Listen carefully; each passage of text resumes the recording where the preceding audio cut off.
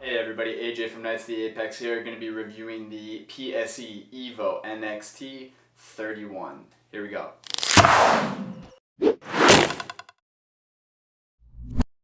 Disclosures. This is my personal bow. I purchased this with my own money. I don't know anybody at PSE. Nobody's giving me this bow to review for free. Some people think that whether you get something for free there's a bias, or if you pay for it yourself there's a bias. So I'll just always lay it out there on the table for you all and you can make the decision.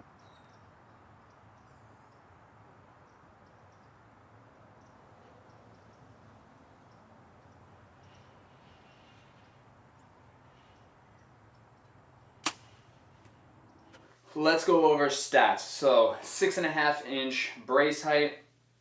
Axle to axle is 30.5 inches. IBO speed is going to be in the 320s, and more on that later. Mass weight 4.3 pounds, so pretty standard for aluminum bows these days. Draw length is going to be 25 to 30.5 inches. Now that's on the same cam. No need to swap out modules. Peak draw weights are going to be available in 50, 60, 70, and 80 pounds. This particular model is 70 pounds. It's actually 72 pounds all said and done. As far as my particular setup, if you follow Knights of the Apex on Instagram, you saw that I originally was running an equivalizer on this. Balanced really well with that, but I typically run mechanical broadheads, and the traditional quiver setup with a double gripper holds my arrows just a lot better. So I'm running a tight spot quiver, 5 arrows, added the double gripper there. I'm running Easton Axis Pro Match 300s. Some of these are the knock-on editions.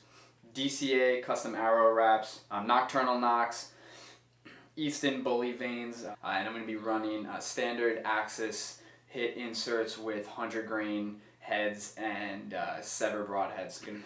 My sight is a Spot Hog Fast Eddy XL. It's their double pin. My rest is a Hamskea Hybrid Hunter Pro. Stabilizer is a Quattro Archery Dentro. This is a wooden stabilizer. Really cool company out of South Africa. They made me a custom wood stabilizer. I'll probably be doing a review on this later. Easton Quick Detach Stabilizer Mount, and I'm running the factory strings for the time being.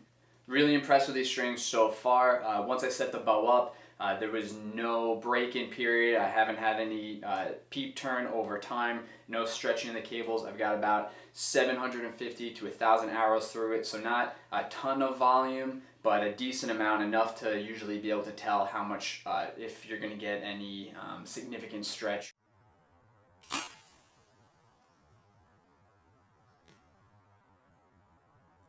At some point I will swap these out for aftermarket strings just to see how they kind of compare, but overall really impressed. I wish more companies were taking pride in the strings that they send out of the factory with their bows. Are you listening, Matthews? Let's get right into it, starting with the heart of every bow, the cams. So PSE kept the Evolve cam system for this year. This is a tried and true system that they've had on the market the last couple of years. As I mentioned before, you get 25 to 30.5 inches of adjustable draw length on here without having to swap out mods. All you're going to do is you're going to loosen up 2 screws, adjust the module on each cam. There are letters that correspond with different draw lengths depending on the bow, and you simply move the module. There's a peg, insert the peg, and then tighten them down. You're going to hear me compare this bow to Hoyt and Matthews a lot, simply because those are the bows that I have the most experience with. Also, those are the bows that most of you ask me to compare it to the most. I'm not trying to pick on those companies by any means. You guys, if you follow along, you know that I love Hoyt and Matthews and that I've purchased and shot them in the past, and I'm big fans of those systems. As far as let off, you've got an option of 2 different modules. It's actually just a tiny little attachment on each cam with a cable stop. You have the speed module, which allows for 65, 70, and 75% let off, and then you have the standard mod, which is 80, 85, and 90%. Whichever module you pick, within that mod, you don't lose any efficiency going from one end to the other. What do I mean by that? So I'm running the standard mod right now. I had it set to 80% when I first bought the bow. I've changed it to 90% and I didn't lose any efficiency in the cam, meaning I didn't lose any speed. Coming from the Hoyt platform, where typically you lose, say, about 2-3 feet per second, changing from 80% let off to 85% let off, with my particular setup, 72 pounds, 455 grain arrow, 28-inch draw length, I am getting 277 feet per second, whether I am at 80% let off or 90% let off. I also appreciate how PSE has stuck with the Evolve cam. They haven't tried to rebrand it every year and pretend like it's something new when it's not. They don't assume that us as consumers are idiots and we won't notice. Hoyt. And I do appreciate that. I know Matthews and other brands do the same thing. Bow manufacturers shouldn't feel like they have to put something new out every year just for the sake of putting something new out. Personally, I would prefer that they take a system that works and fine-tune it and perfect it before rebranding the same product again with a new paint job. I know, Matthews this year with their riser, perfect example.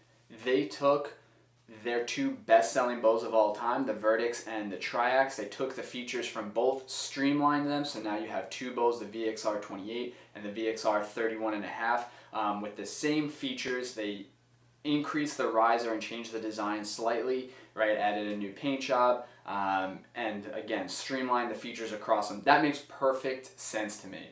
Same thing, PSE, their Evolve cams, nothing wrong with them. They're probably the most underrated cams on the market. And what you've seen PSE develop is they've made a lot of changes to their riser design, to their grip. It's clear that PSE has really taken to heart a lot of the feedback and a lot of the lessons learned throughout the industry and applied it to this bow. One of the things PSE used to be known for is they were extremely fast bows, but they were very violent. One of the jokes was that PSE stood for parts shoot everywhere. Going over this bow, it's clear that durability was a focus here. Everything from the screws used, they've gone to Torx screws versus the typical Allen screws that most manufacturers will use. That just increases the longevity and the durability, especially with smaller hardware. If you're somebody that likes to play with different draw lengths, poundages, let-offs, right, and you're constantly tweaking your system, with a lot of manufacturers, their hardware, those Allen screws will strip out over time. And that durability extends to the rest of the bow. They beefed up the axles last year. They went to wider limbs the last couple of years. The risers have continually gotten more and more stiff. This year they went to a longer riser. A lot of manufacturers have been doing that. The limbs have been getting progressively more parallel and the risers have been getting longer. With the parallel limbs, you're getting quieter bows, more vibration free, because the force vectors are being sent up and away as opposed to forward, which is what gives you that jump. This is by far the most dead in the hand and quietest PSE. PSE has kept their color fusion technology as far as the paint goes. It looks great. Color fusion's a very durable finish. Last year's bows were a little shiny. They had almost like a hot rod look to them. This year's paint jobs are more flat and they look awesome. This one is in the First Light Fusion pattern, which is my favorite pattern right now. Going through the riser, one of the things I really appreciate is the holes for the sight mounting brackets. PSE gives you the option of, there's 6 tapped holes in the riser, so you can choose where your sight bracket is actually mounted to. Now where you mount that, or where you can mount that I should say, is going to be dependent on how much clearance you need, which is also going to be dependent on the speed of your bow. I was able to run this bracket as low as possible and still be able to get out to 110 yards with plenty of clearance with my spot hog. The advantage that has is by running my sight bracket lower, I've moved that mass weight of my sight, my quiver, which is mounted to my sight bracket, closer to my hand. That makes the bow feel much more balanced as opposed to certain riser designs that force you to mount the sights higher up on the riser, thus creating a more top-heavy feel, right? I mean, these are not light accessories by any means. Part of the reason the bow bounces so well is one of the features PSE introduced this year is a second stabilizer mount lower on the riser. What that does is, by mounting the stabilizer lower, you're moving the center of gravity lower, again, neutralizing that top heavy impulse, which is one of the complaints I had about PSEs in previous years. My write-ups of the Evoke and the Evolve, I complained about that, how they kind of wanted to tip forward, or they just felt very wobbly when you come to full draw because they were so top heavy. Another advantage of this lower stabilizer mount is vibration reduction. So if you're a fan of Matthews, right, this is a triax. Matthews moved their harmonic dampener from the back of the top and bottom of their riser to forward and the very bottom of the riser. Hoyt followed suit with a similar design, and this year you see that PSE's stabilizer position is essentially in the same location. What that allows for is now your stabilizer is acting in that vibration reduction capacity, much like Matthews and Hoyt systems do. The stabilizer mounts themselves are super robust. They have very big contact points on the surfaces for just a really secure attachment point. Getting into the grip, PSE introduced a new over-molded rubber grip for this year. When I first saw this in photos, I thought it looked kind of cheesy. It's higher quality than photos would kind of lead you to believe. It's clear that they really took a lot of time designing this. It fits very well against the frame and really follows the contours of your hand. If you don't like the over-molded rubber grip, you can remove it, and there's still the bare riser that has the same ergonomics as previous PSE aluminum models. Originally, I didn't think I was going to like the rubber grip, but having shot this for a couple of months now, I found that I shoot this really, really well and very consistently. It reminds me of a Hoyt aluminum grip with side plates on it. It fills the palm slightly, but it has a very flat back to it, which allows you to press in consistently with your hand and not torque the bow one way or another, but still get a consistent reference point every time you grip the bow. Last thing, the cable guard system on the PSE. Remove my quiver. It kept the roller glide cable system. Each cable is running on a roller with a ball bearing, and then the guide itself is running on rollers along this solid guide rod right here. PSE had a flexible guide rod in the past. They've since gone to a solid guide rod. The entire guide rod can actually be adjusted 360 degrees, again via torque screw. I love an adjustable cable system. It's something that I wish Hoyt, Matthews, and every brand would honestly adopt. The advantages of this are it allows you to introduce or take away as much or as little torque from the system as you can. So the PSE riser is set up with a center shot in mind. What that means is the arrow is meant to pass through the direct center of the riser. That makes for a very easy setup and tune.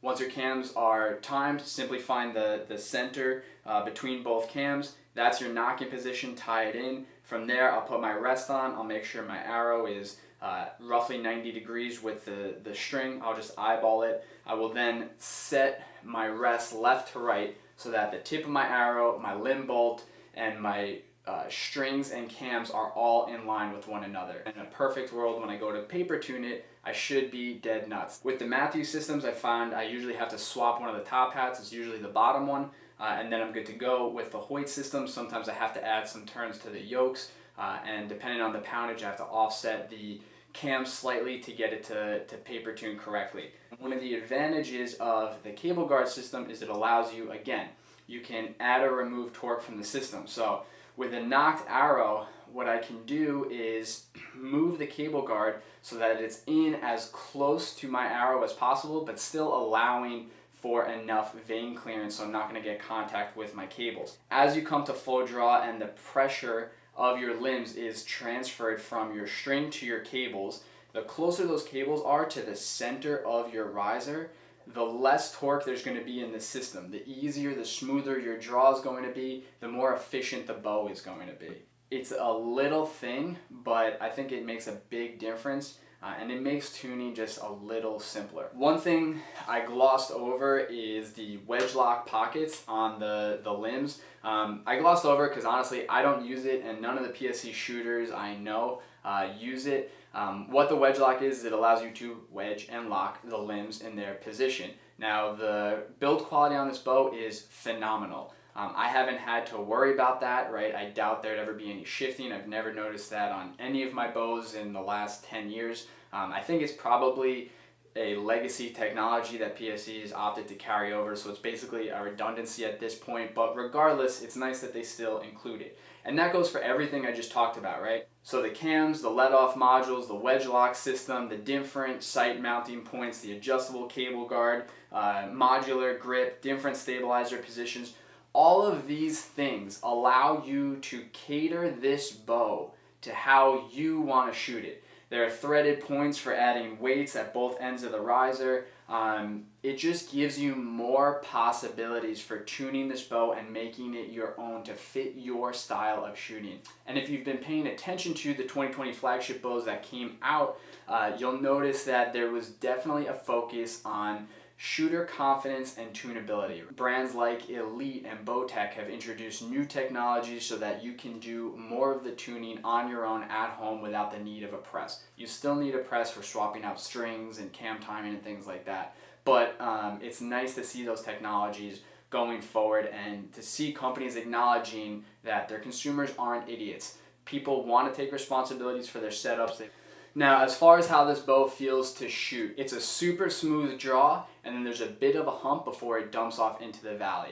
The valley is deep. Once you're in the valley, the wall is very solid, but with that valley, it allows you to check in and you're able to tell how hard you're riding that wall. The only thing I've killed with it so far have been iguanas down in South Florida. If you're following Knights of the Apex on Instagram or TikTok, you probably saw that.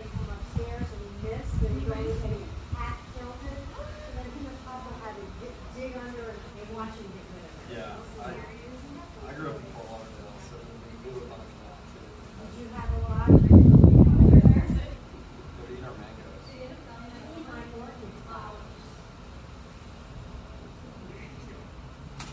Oh, shit! He got it! He got it! So I can't really speak to it from a hunting perspective just yet, but I can say I have more confidence in this rig than I have my other bows the last couple years. It just felt like I was very naturally able to pick it up and get good with it, even shooting with a newer release. I've had the Silverback for a while, but I never committed to it.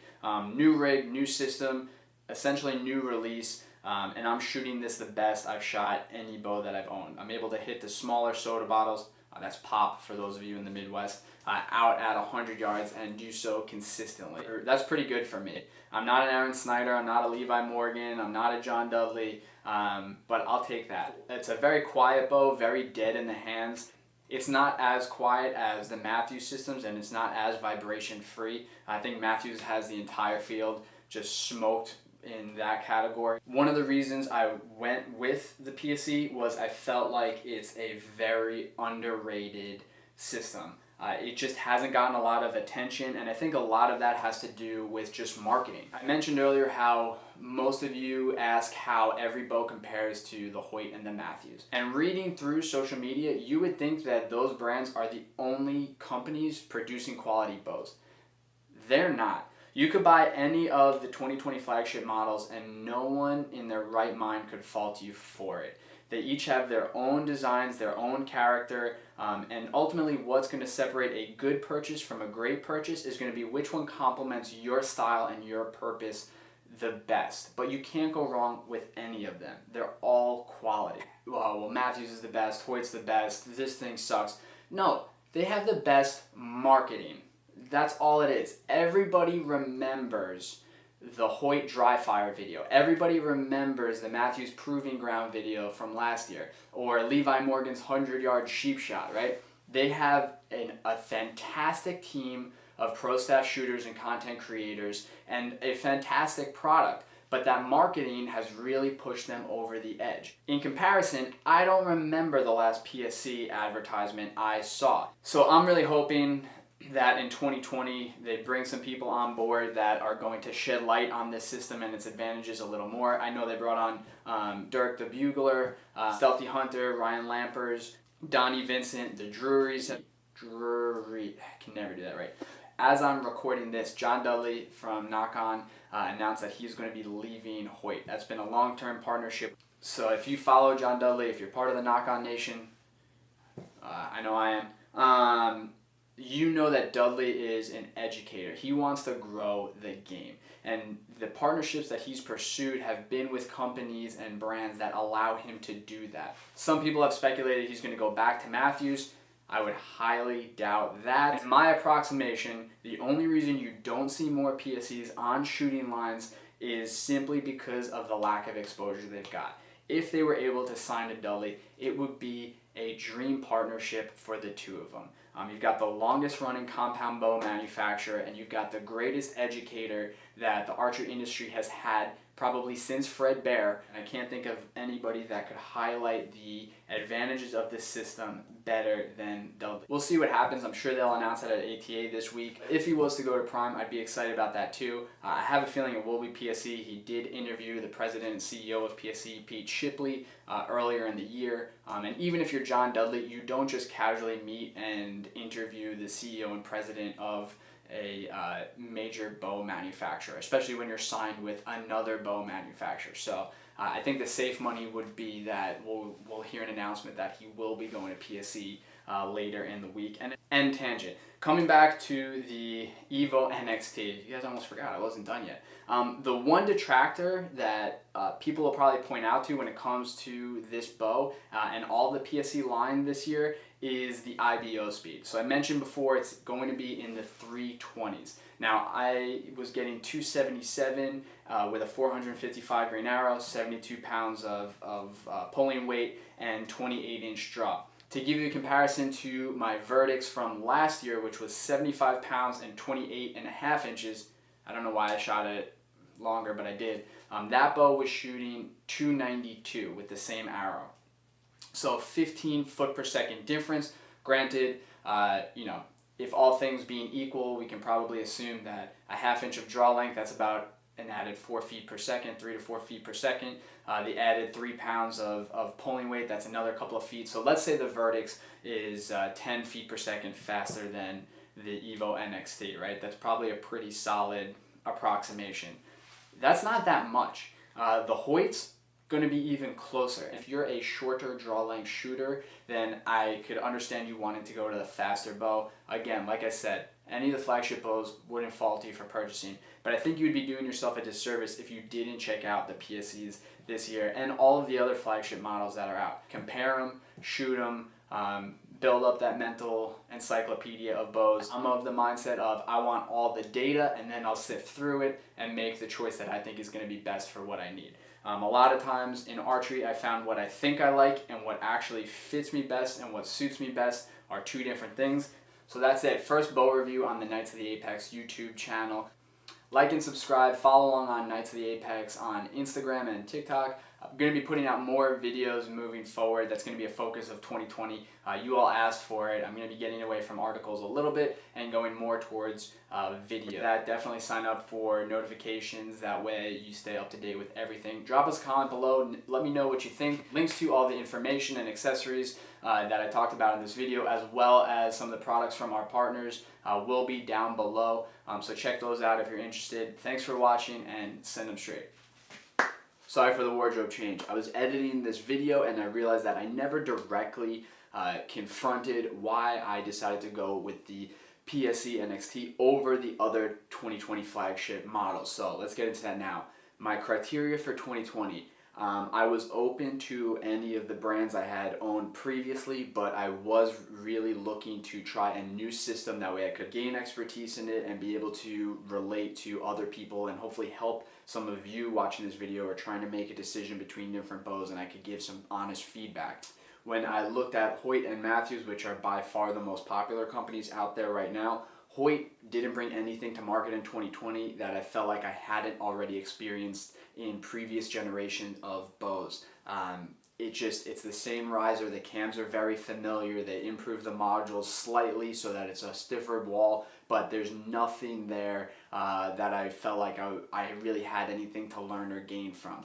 With the Matthews, their changes Those subtle, I think, make a lot of sense. I wasn't crazy about the grip. I know that they put a lot of effort into updating the grip. I tried the Engage over molded grip. I tried side plates. I just never loved the Matthews grip. Also, there's a lack of valley on the Matthews cams. It's a stiff pull and then it locks out, but there's no real room to check in. It feels like it wants to take the string away from you. I like being able to check in and know exactly where I am on the back wall. Now the Matthews has a very stiff back wall, and I think that's what a lot of shooters attribute their accuracy to, because it does keep you extremely consistent. But when I'm shooting at angles, or when I was tracking animals while I was in a tree stand, I always had to be cognizant of the fact that the bow kind of wanted to pull. Just not something I really loved. Also, the grip was so skinny that just the shape of my hand, if I wasn't intentional about how I held it, I could very easily torque it one way or the other, more so than with the Hoyt or the PSE systems. So that being said, Hoyt and Matthews basically nixed for me. Also, the Hoyt, significantly louder than any of the other flagship bows that we shot.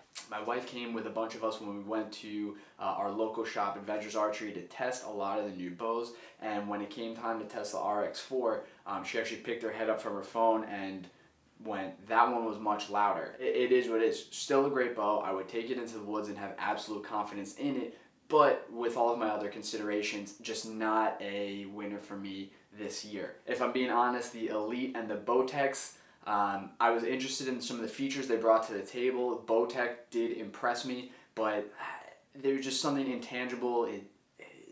There's nothing sexy about them.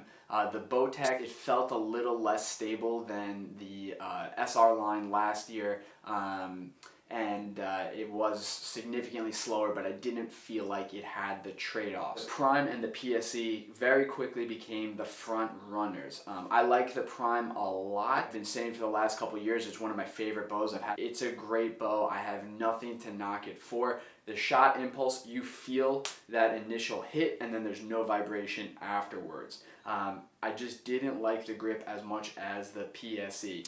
Also, my local shop, they're not Prime dealers. I could have gotten one from another shop, but I really wanted to support my local shop, Adventures Archery, over in Tampa. That gave an additional edge to the PSE.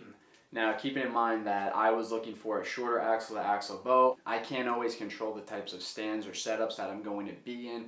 Sometimes I tag along with people and they'll put me in ground blinds, stands that I haven't been in before, so I don't know how much clearance I'm going to have, so I prefer to have a shorter axle-to-axle bow, which is why I kept it in that 28 to say 32 ATA range. With the PSE, I was willing to take the hit on the feet per second because I really liked the valley, the wall, and the grip of the bow. And with the accessories on it, it balances very, very well. As I've shot the bow and owned the bow, I've come to like it more and more as time goes on. Sometimes with the Hoyt and the Matthews, I would felt like I wanted to switch back and forth between the two. There were things about one that I liked more in certain situations and things about the other that I liked in others. With the PSE, it just fits my style very well. Like I said earlier, find the bow that fits your style the best and go with that. So with that, I will call this video officially a wrap, and thanks for watching.